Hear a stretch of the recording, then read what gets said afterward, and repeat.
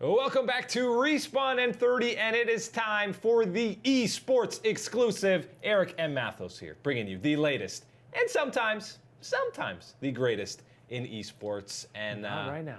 It's not the greatest right now. Well, it's not an esport going on at the moment. The Witchwood expansion hit the digital shelves in Hearthstone, and in less than 24 hours, pretty much all of the most popular streamers broke the game with the new legendary Shudderwock, which sends shudders down. Shivers? Shudders?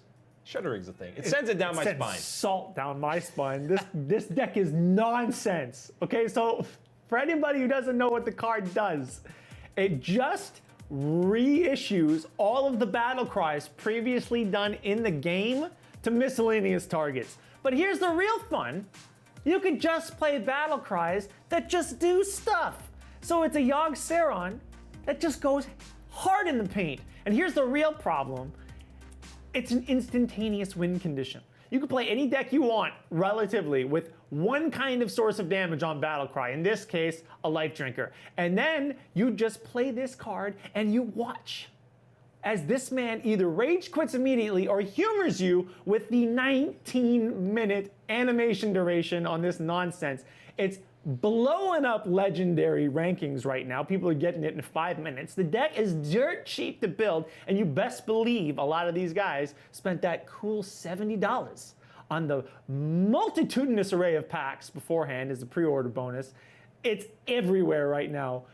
Shudder, ye who are afraid of cards and battle cries and not being able to play. If you don't win by turn 5, you automatically lose. This deck is ridiculous. Yeah, and it's kind of sad because there are a lot of other cool cards and mechanics that were kind of introduced in this expansion, but it's all just like, well, why would I play that when I can play this absolutely busted deck that is going to beat everything? It's non-stop. It's abusive. Now, you know, the meme is Blizzard's going to take 2 months to nerf this, but they did nerf Corridor Creeper pretty quickly. Yeah. Especially by their standards. So whether or not they nerf Shudderwock or the other legendary World Shaker, Grumble, Rumble. He's not really the problem, but they got to do something with the Shudderwock. He's stupid. I could see them nerfing something else, not necessarily him, but you got to do something. Kind of like they did with Jade Druid. But overall, I like the expansion. You know, it's neat. Didn't give me any Murloc love. Where the Murlocs at, Blizzard? I'm okay with that. No more Murlocs. What? There's 2 of them. They only added 2 of them. And then Nightmare Amalgam. That's too many. Nightmare Amalgam, by the way, MVP for coolest card as far as I'm concerned. And Life Drinker. Life Drinker is just ridiculous. Yeah, there are also some terrible cards, but you have to put in terrible cards to it's dust fodder, baby. Just get rid of it. PAX East just finished up recently. One of the stars of this event was the EMLS Cup, which is, in case you couldn't figure it out, you know, it's a soccer esport event. The first ever EMLS Cup went the way of Kid Memento taking it home. He won a cool 10 grand, and this is just kind of these traditional esports games rising. We saw it with NBA 2K League with their insane draft that was rivaling the NBA. Yep. These sports are on the rise, man. It's a little ridiculous, actually. Although, to be fair, I think they're all the EA games that have decided to fracture out. With the FIFA eWorld Cup, it was announced last year alongside the NBA Cup at E3. And now here we are sitting in with like minor tournaments like the EMLS Cup, the soon-to-be NHL run. It's been a wild and crazy ride for video games, sports games. Competitively, I mean, Madden's been doing its thing since the dawn of time. They're always in the background doing some mini tournaments here or there. It seems like every single possible game that EA owns will eventually get its own esports cup, because that's the cool thing to do nowadays. Make people play your game for money and hopefully sell more copies.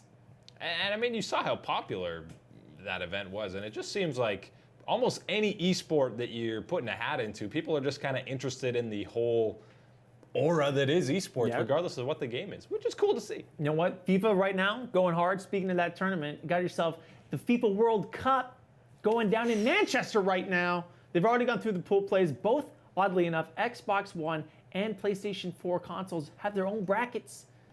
I mean, when I was watching it, it had 50,000 people watching it. So and that was, 8 o'clock in the morning for me. What is noon? I don't know what the time differential is for London, but I mean, there's a lot of people that are caring about this FIFA World Cup. So I mean, if that's something that's in your bag, check it out right now. It's on Twitch as we speak. People love soccer or football. Football with the cool. F-U-T. FGC has announced a few more events coming up with a couple of different sponsors and different games. Non-stop. We'll get started with the Injustice, Wonderful World of Injustice, too.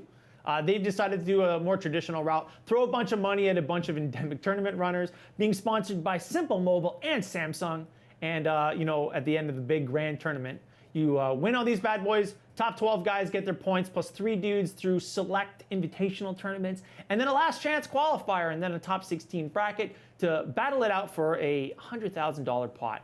Pretty basic stuff. They ran it last year with E-League, and unfortunately, or fortunately, depending if you're a certain employee that gets roasted every time he shows up on the screen, there is no word if that's going to go down. Maybe no Injustice 2 on TV. On the flip side of things, for every other major fighting game in the world, we got ourselves Red Bull Conquest. Basically, they're running a 3-team tournament. Sit down, you play yourself Street Fighter V, Tekken 7, and Guilty Gear XR Revelator. Whoa, big time. Yeah, the Japanese, they love their complicated game names. Nevertheless, play out in your regions. Each team is assembled through one winner of each game. They go down to play a 16-region tournament to see who's the best in the damn country. It's a big-time event, a lot of things going on. That starts as soon as May. So if you're a fighting game fiend, go nuts. Time for that Twitch clip of the week. And today, we're going to some Dota 2 post-game. And in this one, it's Liquid's Miracle, but it's the translator who steals the show. So first up, Miracle, you're first in the votes. Are you happy about this? Miracle, do you mind greeting the audiences here? You are the top popular. You came top in the popularity contest with everyone. Sorry? Just say hi to the audience and wave at them. Hello. These translators don't mess around, man.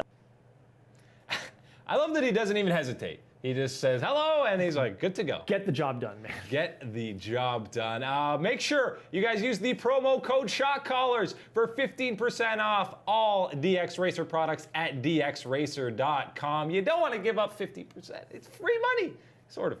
That's all the time for today on the Esports exclusive on Respawn on 30. My name's Eric, here with Mathos. Thank you guys very much for watching. We'll see you next week.